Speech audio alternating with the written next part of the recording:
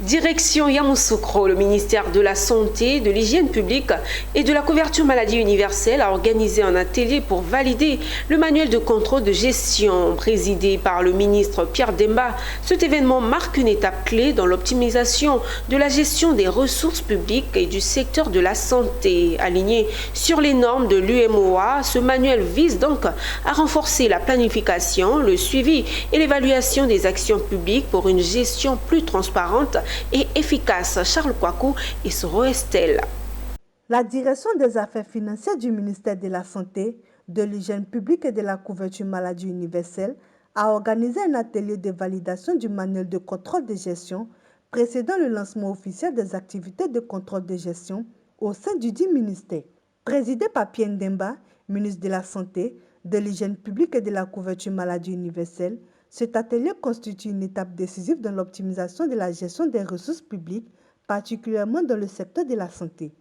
Cette initiative s'inscrit dans une logique de réforme en phase avec les normes internationales, notamment celles définies par l'Union économique et monétaire ouest-africaine, UEMOA, qui considère le contrôle de gestion comme un levier stratégique pour maîtriser les coûts et maximiser les résultats des politiques publiques. Monsieur le ministre, sur vos instructions, mes services ont élaboré ce manuel en collaboration avec toutes les parties prenantes.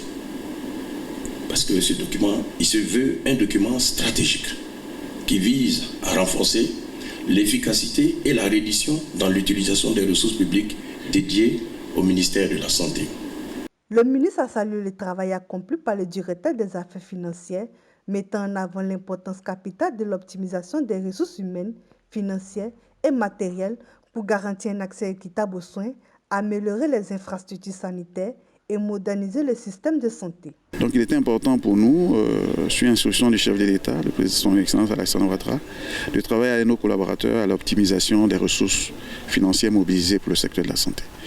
Il faut que chaque franc qui est mis à la disposition ait un impact sur la vie des Ivoiriens à travers des soins de santé qui soient accessibles à tous.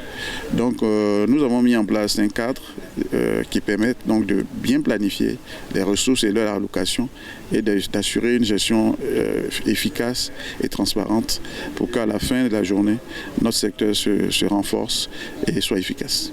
Cet atelier, espace de réflexion et d'échange constructifs, a pour objectif de finaliser le manuel qui deviendra un outil central pour renforcer la performance du ministère.